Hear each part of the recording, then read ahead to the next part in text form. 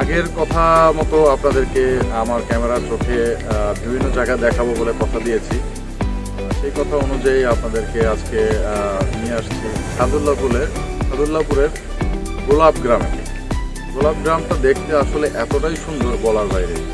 আমি Mohammad Asifuzzaman Papon, and this is my শালা, and this is my Dula, and I'm Fahim from Wannabe Random.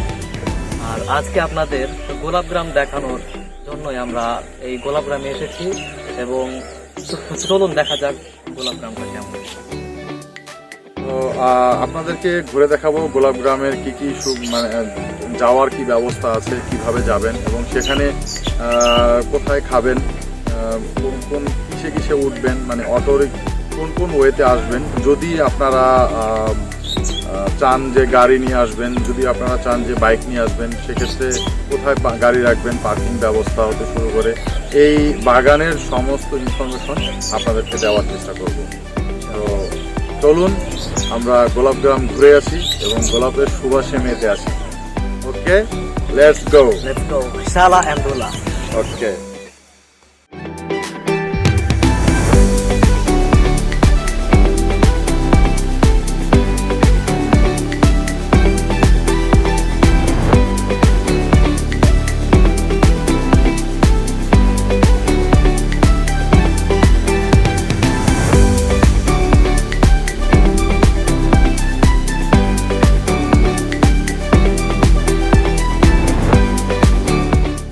এখন আছি মিরপুর 10 নম্বরে।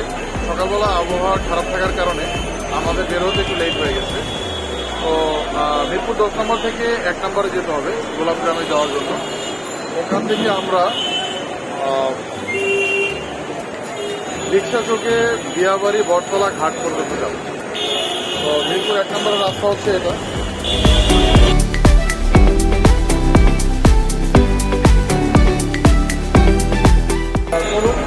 যাওয়া যাক সামনে কি হবে, ইনশাল্লাহ আল্লাহ ভরসা দেখা।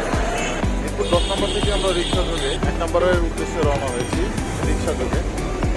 তো এখান থেকে 30 টাকা ভাড়া নিয়েছে। আমরা 1 নম্বর থেকে আবার বিয়াবাড়ির উদ্দেশ্যে রওনা দেব। তো দেখুন কত টাকা লাগে ওখানে গিয়ে।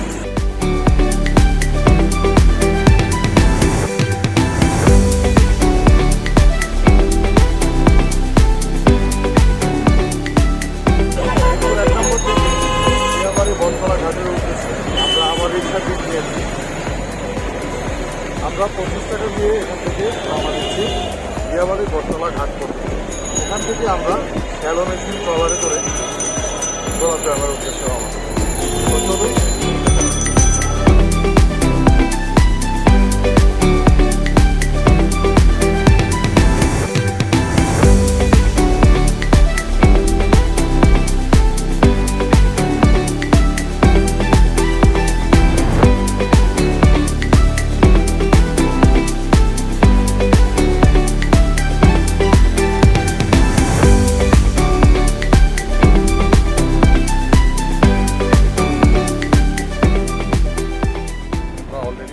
চলে এসেছি। তো এখান থেকে আমরা পাবলিক ট্রলারে উঠবো। তো পাবলিক ট্রান্সপোর্ট যেগুলো আছে এগুলো শ্যালো মেশিন চালিত ট্রলার। আর এখানে ঘাটের ভাড়া নিয়েছে আমাদের কাছ থেকে 2 টাকা করে পার পার্সন। তেলের দাম বৃদ্ধির পর থেকে ট্রলারের ভাড়া 10 টাকা করে বেড়েছে। আগে 25 টাকা করে যাওয়া যেত, এখন এটা 35 টাকা হয়েছে। ট্রলারগুলো দেখতে ঠিক এরকম।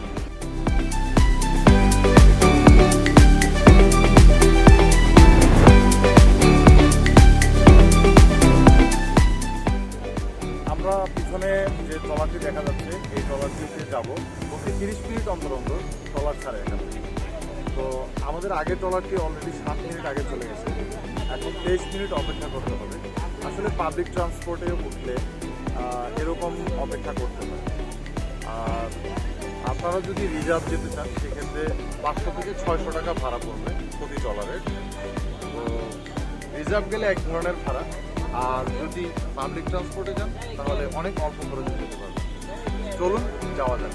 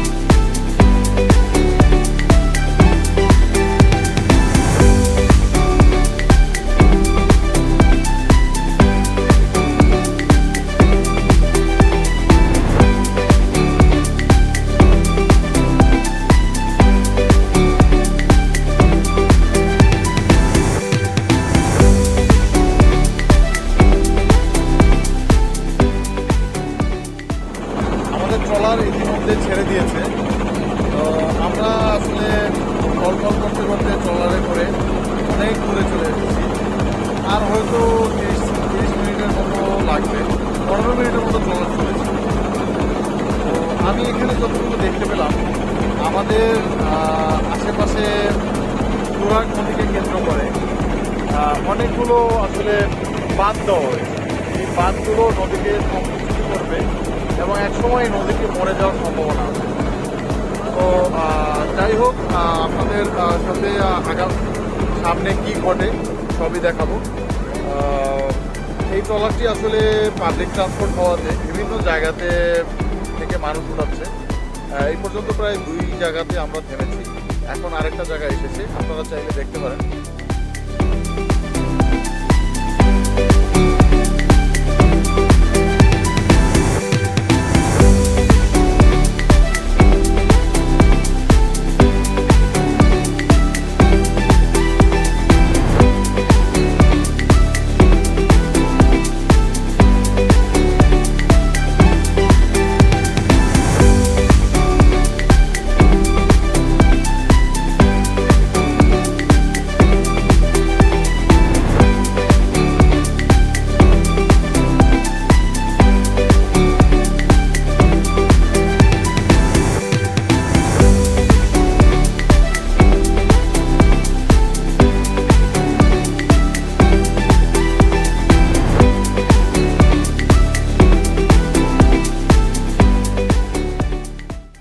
মামা কত ভাড়া?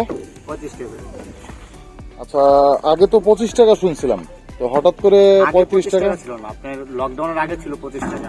আচ্ছা, তারপর 30 টাকা হয়েছে, এখন তেলের দাম বাড়ানো আপনার 25 টাকা। তেলের দাম বাড়ানো। 15 টাকা বাড়ছে। তো এই তেলের দাম বাড়ানো আপনি কতদিন ধরে আপনি ভাড়া বাড়তি নিচ্ছেন আর কি? এই তেলের দাম কদিন আগে বাড়ছিল না, হ্যাঁ, হ্যাঁ। সেদিন থেকে। আচ্ছা আচ্ছা। অবশেষে আমরা সাদুল্লাপুর ঘাটে এসে নামলাম। তো এখানে ট্রলার ভাড়া আপনারা ইতিমধ্যে জানতে পারছেন যে 20 টাকার জায়গায় 25 টাকা নিয়েছে। 25 টাকা থেকে এখন 35 টাকা হয়েছে তেলের ভাড়া বাড়তির কারণে। তো সামনে অটো আছে, আমরা অটোতে যাব। তো চলুন দেখা যাক অটো ভাড়া কত টাকা নেয়।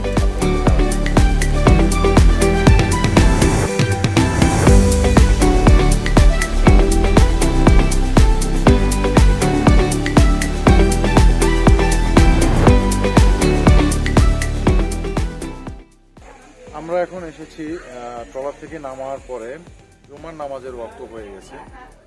ঠিক 1টা বাজে আমাদেরকে সাদুল্লাপুর ঘাটে নামিয়ে দিয়েছে ট্রলার।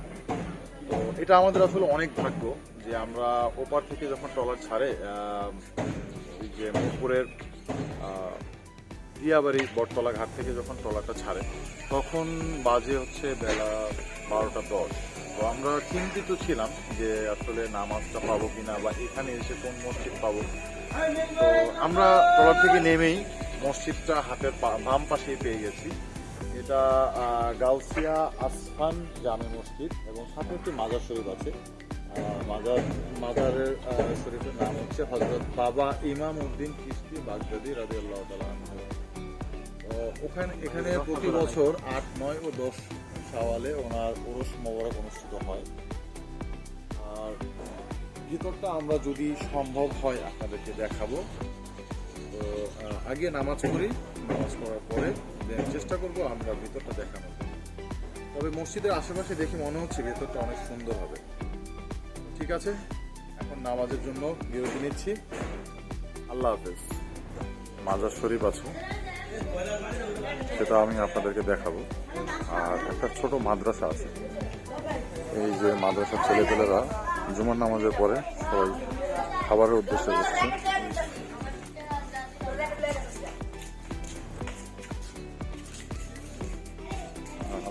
ভিতরটা বেশ বড় এবং এটা সাদুল্লাপুর ঘাটের পাশেই এই মসজিদটা। এটা হচ্ছে অজুখানা।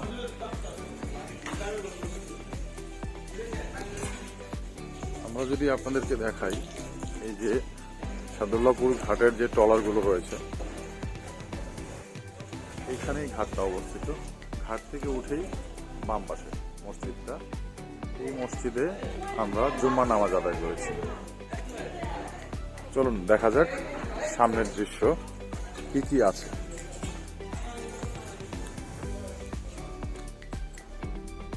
ভেতরটা বেশ বড়, অনেক বড় বাউন্ডারি ওয়াল করা আছে এবং গাছপালা, এখানে আম গাছ আছে দেখা যাচ্ছে, একটা বট গাছও আছে, অনেক বড় বটবৃক্ষ। এটা আসলে মনে হচ্ছে অনেক দিন আগে, এটা কয়েক বছর আগের হবে, হয়তো এটা 100 বছর পুরাতন বট গাছ হতে পারে। আমার যা মনে হচ্ছে বট গাছটা অনেক পুরাতন। আপনারা দেখতে পাচ্ছেন বট গাছটার বিশাল বড় ডালপালা। আপনাদেরকে বটবৃক্ষটা দেখানো হয়েছে। বটবৃক্ষটা যদি আরেকটু আমরা দেখি যে এটা আসলে অনেক পুরাতন একটা বটবৃক্ষ। দেখেন ঝুলে আছে, মানে শিকড়গুলো থেকে আবার নতুন গাছ হয়েছে। এগুলো শিকড়গুলো একবারে, এগুলো কিন্তু একটা শিকড়। আমার মনে হচ্ছে বটবৃক্ষটা 150-200 বছর বয়স হয়ে গেছে। শিকড় থেকে আবার নতুন গাছ হয়েছে। আমি তো এরকম বটবৃক্ষ আমার কাছে আসলে কখনোই পড়ে না। আর সামনে দেখা যাচ্ছে আরো একটা বটবৃক্ষ, আর এখানে কাঁচা তারের বেড়া দিয়ে একেবারে পুরো জায়গাটা ঘেরাও করা হয়। আপনি যদি সামনের দিকে আসেন, সামনের দিকে আসেন, সামনের দিকে যাই, এখানে আরেকটা বটবৃক্ষ দেখা যাচ্ছে। বটবৃক্ষটা এটা দেখতে মনে হচ্ছে না যে এটা হয়তো 100 বছর আগে, এটা সম্ভবত আমার কাছে মনে হচ্ছে যে 50 বছর হতে পারে। তবে আনুমানিক আমি বললাম, আসলে এটা আমার কোনোটাই জানা নেই। আসলে জুম্মার নামাজের পরে এখানকার যত খাদেম আছেন তারা সবাই খাওয়া দাওয়ার জন্য চলে গেছে। আমরা অবশ্য কিছুক্ষণ পরে খেতে যাব। তো আসলে এখানে হোটেল খাওয়ার মতো আসলে আছে কি না, ফ্রাইডেতে খাওয়ার হোটেলগুলো আসলে অনেক জায়গাতেই বন্ধ হয়ে যায়। ওরা সবাই মানে গ্রাম অঞ্চলে ফ্রাইডেতে দেখা যায় যে খাবার হোটেলগুলো এরকম একটা বেশি থাকে না। তো যাই হোক, তারপরও আমাদের যা রিজিকে আল্লাহ পাক রেখেছেন আমরা খাবো। তো সবাই, এর আগে আমি আসলে এই মসজিদটা আসলে আমি ঢুকে অবাক হয়ে গেলাম যে এই সাদুল্লাপুর গ্রামে গোলাপ দেখতে এসে সেখানে এত সুন্দর একটা মসজিদ পেলাম যে হয়তো ভিতরে টাইলস করা নেই, হয়তো ভিতরে তেমন একটা করা নেই, তবে মসজিদটা আসলেই অনেক ঠান্ডা ছিল, মানুষগুলো খুব ভালো ছিল। আমি অনেক ইউটিউবারদের কাছে শুনেছি যে এখানকার মানুষগুলো নাকি আসলে একটু মেজাজি হয় আর কি। তো ওই মেজাজটা আমি এখন পর্যন্ত পাইনি। দেখা যাক, ফুলের বাগানে গেলে হয়তো বাগানের চাষিরা একটু মেজাজি হতে পারে। তো আসুন, এখানে একটা মাজার আছে, মাজারের সাথে আরেকটা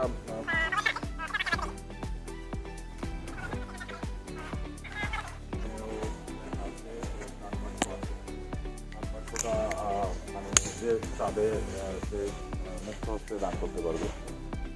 তো এখন ভিডিওটা সরাও।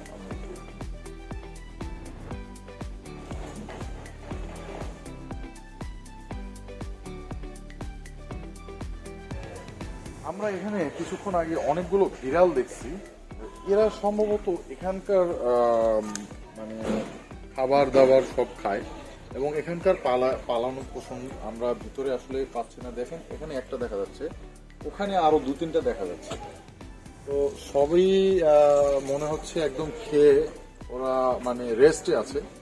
তো ওদেরকে ডিস্টার্ব করা যাবে না, ওরা ওরা ওরা ওরা ভয় পাচ্ছে, ওদেরকে ডিস্টার্ব করা যাবে না।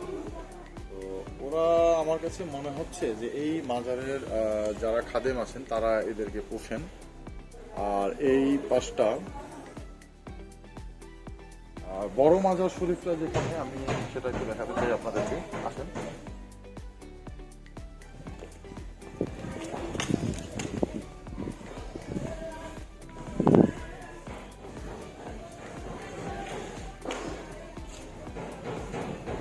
এটা হচ্ছে বড় মাজার শরীফের গেট। এই বড় মাজার শরীফের গেটটা এখান থেকে মাজারের ভিতরে ঢোকা যায়। অবশ্য আজকে শুক্রবার বিকালের দিকে গেটটা খুলবে, আমি ঢুকতে পারিনি। তো চেষ্টা করছিলাম যে ঢোকার জন্য, তবে মাজার জিয়ারত করেছি আমি।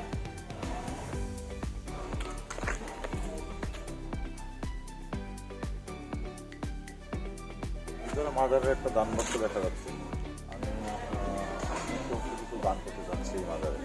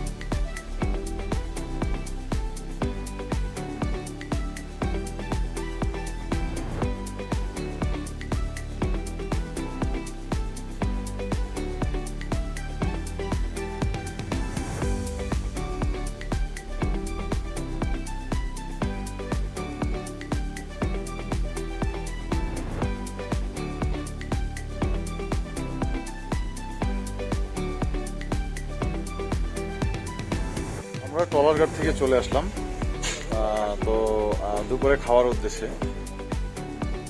এখানে একটা হোটেল দেখা যাচ্ছে। আমরা যতটুকু শুনেছি যে মোটামুটি এখানে দুপুরের দায় ছাড়া পেটে ক্ষুধার যে ঢাকার মতো এত ভালো হোটেল এখানে নাই।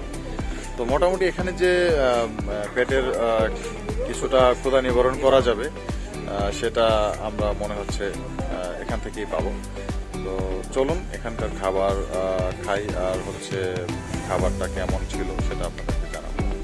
কাকি ভর্তা, চেতা, চিংড়ি ভর্তা, কচু ভর্তা ভর্তা, করলা ভাজি, শাক, কাটকানি মাছ, তেলাপিয়া মাছ, কই মাছ, মুরগি, ডিম।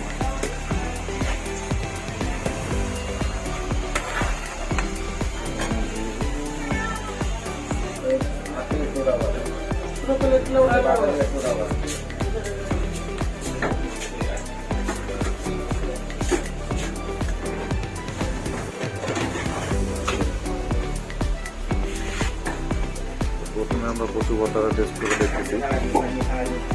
আপনার মুখ ভিডিও করুন।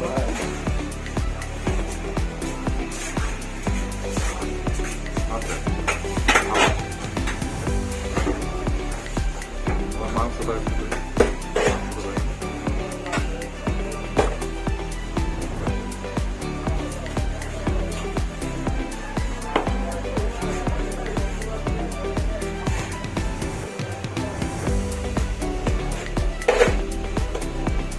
মোটামুটি আসলে ভালোই খাবার বানানো। আপনারা আসলে এখানে নিতে পারবেন। মোটামুটি অনেক হচ্ছে খাস একটা মুরগির পিস 60 টাকা। আর অন্যান্য খাবারের দাম আমি ভিডিও ডিসক্রিপশনে দিয়ে দেবো। আমার আরেকটা চ্যানেল আছে, এখানে খাবার রিভিউ দেওয়া হয়। চেষ্টা করবো আপনাকে ওই চ্যানেলে খাবার রিভিউটা দিয়ে দেবো। ফাইন, কেমন লাগতেছে? চলে, খারাপ না, আবার ভালো হয়েছে। ঝাল কেমন? ঝালটা পারফেক্ট, আর স্বাদটাও মোটামুটি ভালোই লাগছে। যদি টুরিস্টরা আসেন তাহলে কি এখানে খেতে পারবেন? অবশ্যই এটা তাদের জন্য অবশ্যই অনেক স্বাস্থ্যকর। হয়তো পরিবেশটা একটু অন্যরকম, তবে গ্রাম অঞ্চল, হ্যাঁ গ্রামে আসলে খাবার ঠিক আছে। Thank you Rubel.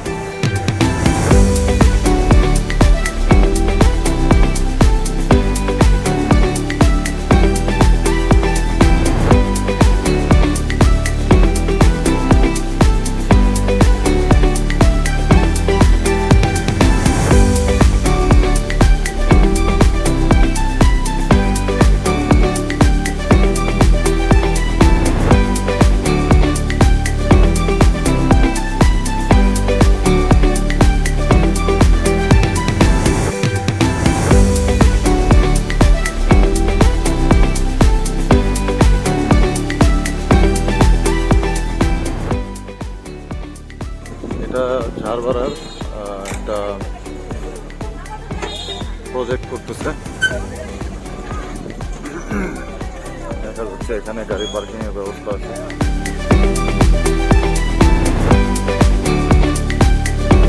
ইচ্ছা করলে গাড়ি পার্কিং গাড়ি নিয়ে চলে আসতে পারেন, সাদা করে বাইক রাখার জায়গা আছে।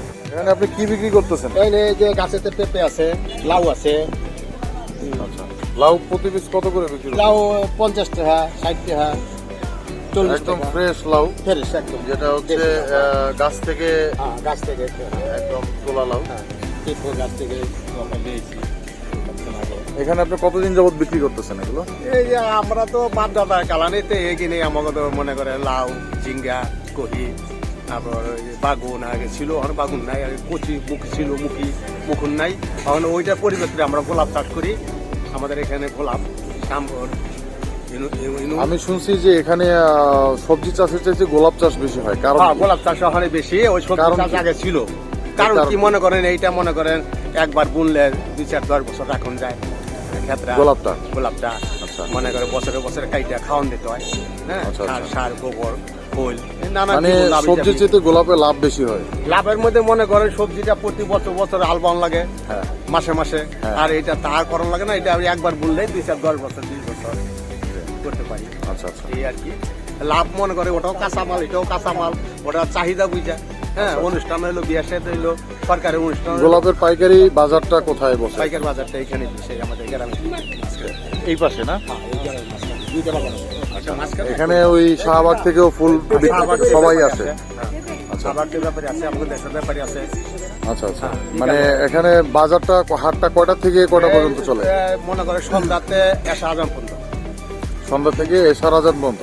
আরো দেরি হয়। শ হিসেবে কিরকম বিক্রি হয় হাটে? 300 গোলাপ, হ্যাঁ 300 গোলাপ, মানে 50 টাকা বান্ডিল, 6টা এলো 300। 300 এলে আপনি মনে করেন 500, আবার 1000। পাইকারি রেটে এটা এই দামে কিনে নিয়ে যায় তারা। ওটা ওই ব্যাপারীর চাহিদা বুঝা। আচ্ছা, মনে করেন ব্যাপারী ব্যাপারী আয় পড়ছে, ফুলের অর্ডার বেশি হয়েছে, মনে করেন 300 ফুল আপনার 1000 হয়ে গেল। ফুলের সিজনটা সবচেয়ে বেশি এই কখন? যে ওখানে এখন শুরু হয়েছে। এই শুকর হয়েছে। আচ্ছা, ডিসেম্বর থেকে কোন মাস পর্যন্ত চলে? একের মনে করেন ফুল তো মানে সবসময় থাকবো, হ্যাঁ। কিন্তু শীতের 6 মাস শীতের 6 মাস বেশি থাকে। বেশি থাকে, আচ্ছা, চাহিদা ঠিক আছে। বেশি থাকে। ঠিক আছে, ধন্যবাদ কাকা, আসসালামু আলাইকুম। আপনার ভালো থাকবেন। ভালো থাকেন।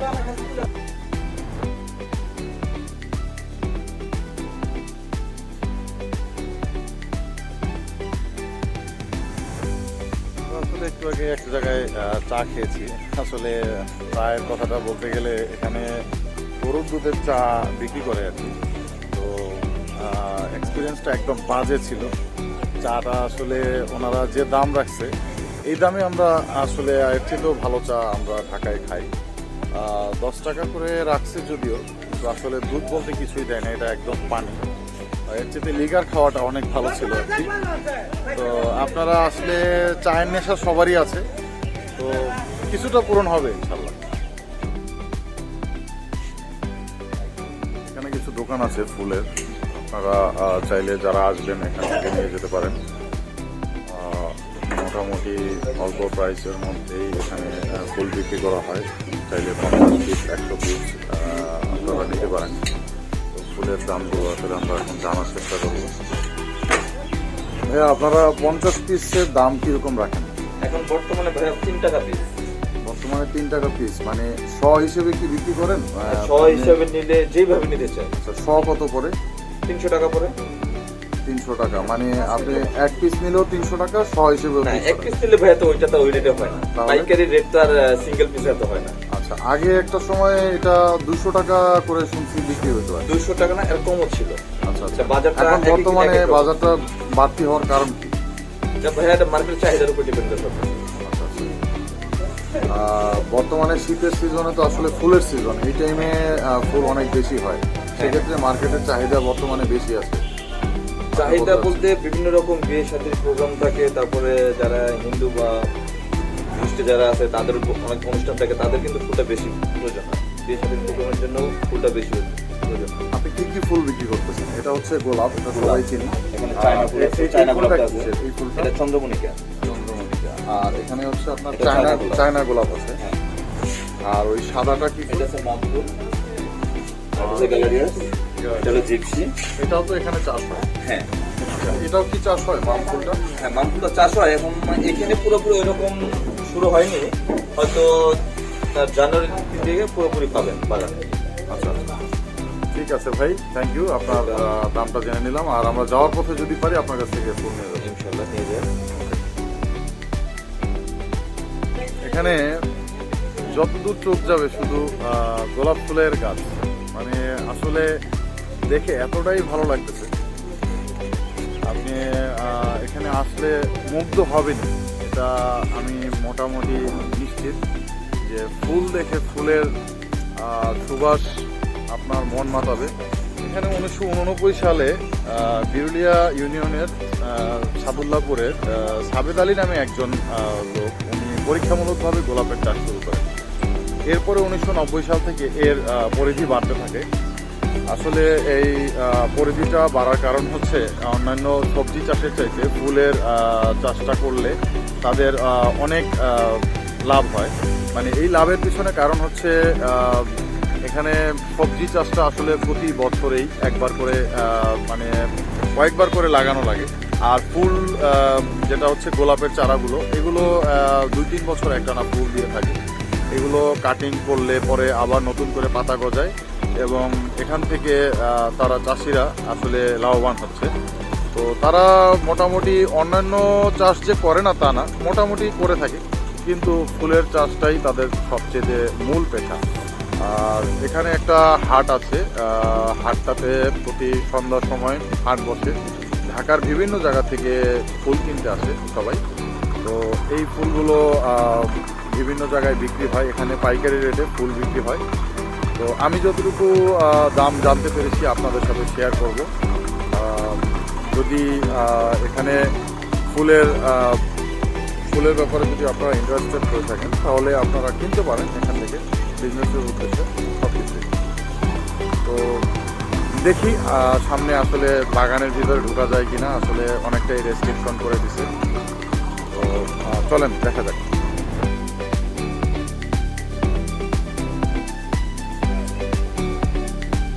পরন্ত বিকেলে এরকম একটা জায়গায় আসলে আপনার আসলেই মন মুগ্ধ হবে। আপনি এখান থেকে আসলে মনে চাবে না যে এই বিকেলটা আসলে ছেড়ে চলে যাই। বিকেলটা আসলে এত সুন্দর, মিষ্টি রোদ, হালকা মিষ্টি রোদ, আকাশে এখন বর্তমানে মেঘের পরিমাণ একটু বেশি, রোদটা অনেক কম। তো সবাই মোটামুটি এখানে অনেক স্বাচ্ছন্দ্যভাবে হাঁটছে। আর সিকিউরিটির ব্যাপারে আসলে ওরকম একটা সমস্যা আমি দেখছি না, যে এখানে বাজে কোনো মানুষের আড্ডা অথবা বাজে মানুষের কোনো ইয়ে আছে। তবে অনেক পর্যটনই প্রতিদিন আসেন, এদের মধ্যে মহিলা পুরুষ সবাই আছে। তো সবাই স্বাচ্ছন্দ্যবোধভাবে এই ইয়েগুলো করে থাকেন। তো আপনারা চাইলে এখানে আসতে পারেন যদি একটা দিন কাটিয়ে যান ফুলের সাথে, ফুলের রাজ্যের সাথে। এখানে এই বাগানে আমি যতটুকু জানতে পারলাম, অনুমতি ছাড়া যদি আপনি বাগানে প্রবেশ করেন তাহলে জরিমানা আছে, আপনার 300 টাকার মতো জরিমানা করতে হয়। তো আমি যতটুকু চাই যে আপনারা এখানে এসে অনুমতি নিয়ে বাগানে প্রবেশ করবেন। আমরা অনুমতি নেওয়ার চেষ্টা করতেছি, তবে উন্মুক্ত আগে ছিল একটা সময়। আসলে মানুষ আমরা অনেকভাবেই বাজে ভাবে আসলে মানুষের সাথে অনেকটা আমাদের কর্মকাণ্ডে প্রমাণ করে দিই যে আমরা আসলে এই ফুলগুলোকে ছিঁড়ি, বা আমাদের এই ফুলগুলোর সাথে মানে গাছের সাথে গাছকে পাড়া দিয়ে আমরা দেখা যাচ্ছে যে গাছকে নষ্ট করে ফেলতেছি।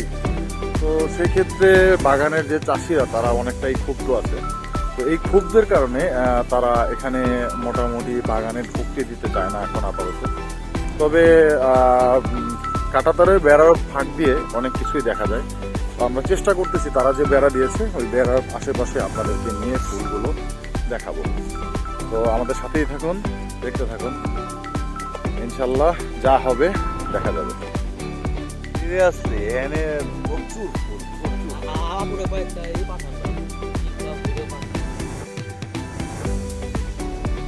এখানে আপনারা চাইলে আসলে বিনোদনের অনেক কিছুই করেছে তারা। ফুলের বাগানে তো বিনোদন করার ব্যবস্থা থাকে, ফুলের বাগান দেখে আপনি বিনোদন পাবেন।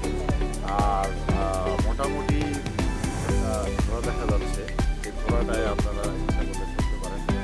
তো আসুন আমরা ঘোড়াটা দেখি, ঘোড়া প্রাইসটা কত জানেন? ঘোড়া কি আপনার? এটা আসলে মানে কিভাবে কি ই করে এখানে আটাই মানে এটার কি চলতে পারে এটার উপরে কত করে নেন আপনারা? কত দূর চড়েন? মানে এখান থেকে আপনি এই আশেপাশে ফুলের বাগানের আশেপাশ দিয়ে ঘোরান এই মার্কেটে এই মাঠের মধ্যেই ঘোরান, সাথে হচ্ছে আপনি থাকেন আর উপরে একজন বসে আর কি। তো আপনারা দেখতে পেলেন যে এখানে ঘোরায় আপনারা করতে পারবেন, 50 টাকা করে নিচ্ছি আমি। তো 2-3 মিনিটের মতো বড় জোর উনি 2-3টা রাউন্ড একটা রাউন্ড করে 50 টাকা করে আপনি ঘোরায় উঠতে পারবেন।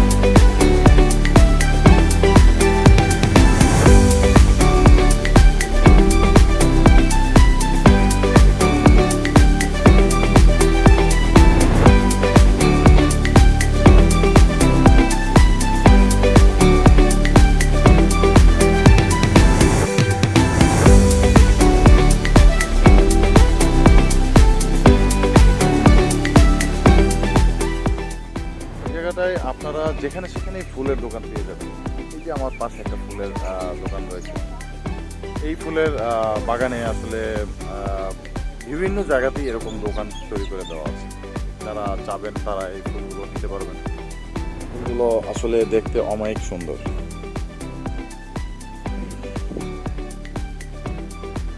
আগের চাইতে প্রাইসের পরিমাণটা অনেক বেশি আমার কাছে মনে হচ্ছে। আগে আমি অনেকের কাছে শুনেছি যে 200 টাকা শ বিক্রি করা হতো, পার পিস 2 টাকা আর কি। আপনি চাইলে 10 পিস, 15 পিস, 20 পিস অথবা 50 পিস, 100 পিস নিতে পারবেন।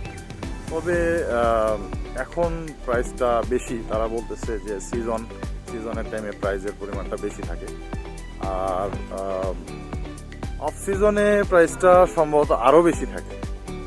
তো এই সিজনের টাইমেই তারা হচ্ছে এখন শ বিক্রি করতেছে 300 থেকে 400 টাকা। আপনি চাইলে 50 পিস কিনলেও যে দাম, 10 পিস কিনলে হচ্ছে 5 টাকা করে পিস চাচ্ছে, আর 100 পিস কিনলে আপনি 300 টাকা করে কিনতে পারবেন। তো রজনীগন্ধা, গোলাপ, ঝাড়বারা, এইগুলো গ্লাডেরিও, এগুলো অনেক ফুলই এখানে পাওয়া যায়। এগুলোর চাষ এখানেই হয়ে থাকে। এগুলো হচ্ছে অর্কিড ফুল। অর্কিড ফুলকে পছন্দ করে না এমন মানুষ আসলে পাওয়া যায় না। অর্কিড আমরা ঢাকায় অনেক দামে কিনি। সাথে আবার গোলাপের বাগান আছে ওই পাশে, এই যে ওই পাশে দেখা যাচ্ছে গোলাপের বাগানটা।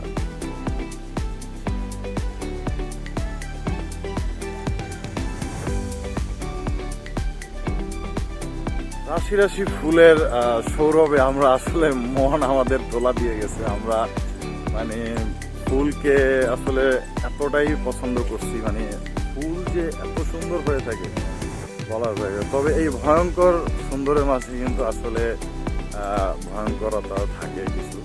ফুলে কিন্তু কাঁটা আছে।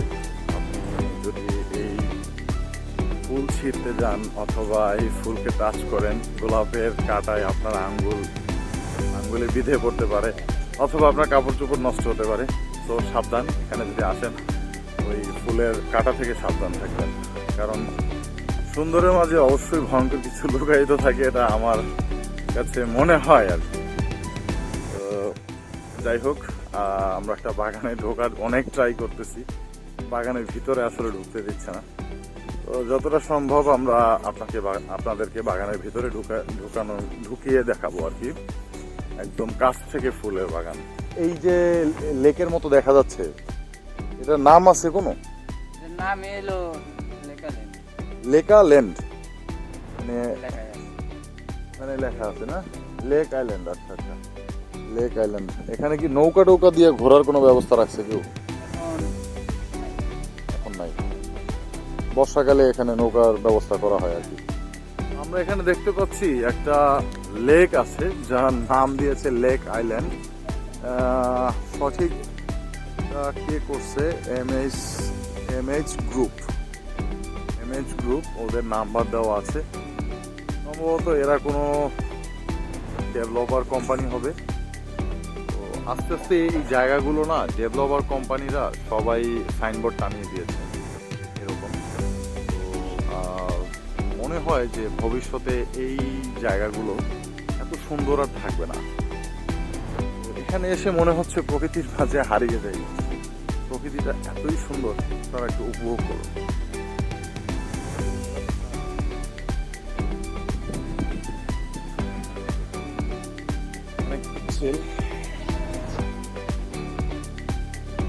এখানে গোলাপের কলম করা হয়েছে, এগুলো আবার বাগানে লাগানো হবে। গাছ থেকেই কলম কাটা হয়েছে। আপনারা অবশ্যই জানেন কলম কিভাবে কাটে। যদি না জেনে থাকেন তাহলে বিভিন্ন চ্যানেলেই আপনি ইউটিউবে সার্চ করলেই দেখতে পাবেন যে গোলাপের কলম কিভাবে কাটে। তো এই কলমগুলো দিয়ে না গাছ আরো ভালো হয়, এই জন্য গোলাপের কলম কাটা হয় আর কি। আমার যতটুকু জানা আছে যে গোলাপের কলম থেকে ফুল নাকি বেশি হয় এবং ফুলগুলো বড় বড় হয়। তো এখানে কলম করা হয়েছে, আর ওই যে দূরে দেখা যাচ্ছে ওখানে অলরেডি কলম থেকে চারা হয়ে গেছে। বর্ষাকালে এই পার্কটাতে এখানে নাকি বর্ষাকালে নৌকার ব্যবস্থা করা থাকে। আপনারা যারা আসবেন বর্ষার সিজনে এখানে নৌকায় ভ্রমণ করতে পারবেন। নৌকা জনপ্রতি ওরা নাকি আধা ঘন্টা করে 50 টাকা থেকে 100 টাকা পর্যন্ত নেয় আর কি, আসলে চাহিদা অনুযায়ী। তো আপনারা যদি বর্ষাকালে আসেন তাহলে এই লেকে নৌকায় ভ্রমণ করতে পারবেন। তবে গোসল করা যায় কিনা সেটা আমি এখনো তথ্য পাইনি। গোসল করা যায় না সম্ভবত, অথবা আপনারা চাইলে পারমিশন নিয়ে গোসল করতে পারবেন। অবশেষে আমরা গোলাপের মেইন বাগানটাতে চলে আসছি। আশা করছি এক দিনের মধ্যেই আপনাদেরকে খুবই কাছ থেকে গোলাপ দেখাতে সক্ষম হব।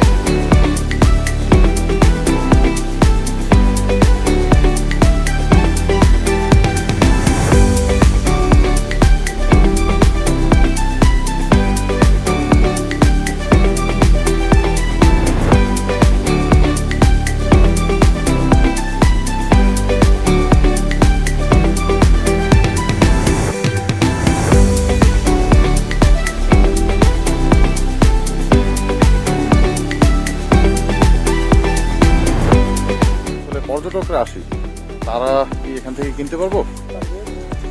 কিরকম কি দাম রাখেন আপনারা এই সভাপতি? 300 টাকা 400 টাকা শ না? এগুলো কি আসলে দেশি জাতের গোলাপ তো না, এগুলো হাইব্রিড মনে হয়। আচ্ছা, মিরান্ডা জাতের যেটা হচ্ছে মিরান্ডি আর কি, ওটা কোনটা?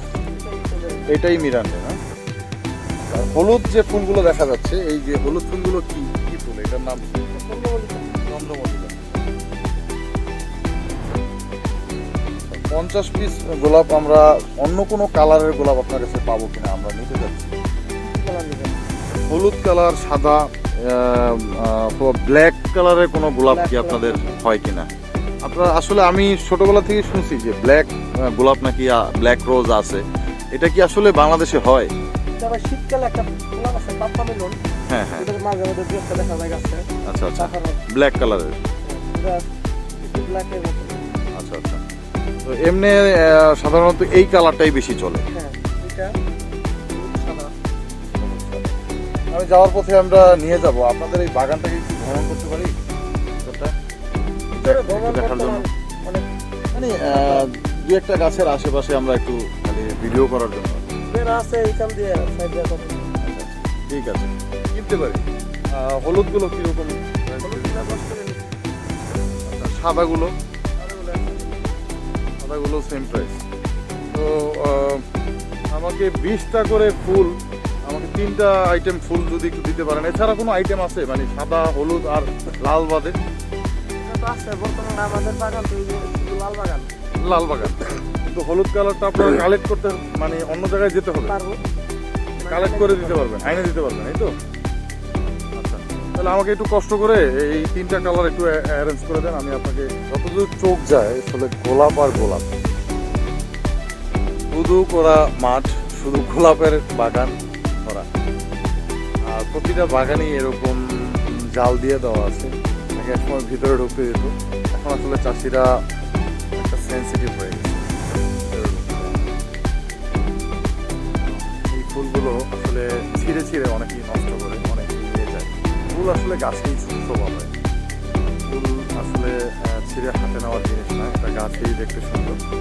তো আমরা আশা করি আপনারা এখানে এসে ফুল ছেড়ে চাষিদেরকে অযথা ডিস্টার্ব করবেন না। তারা আসলে বিভিন্নভাবে রাগান্বিত হয় এই ফুল ছেঁড়ার কারণে।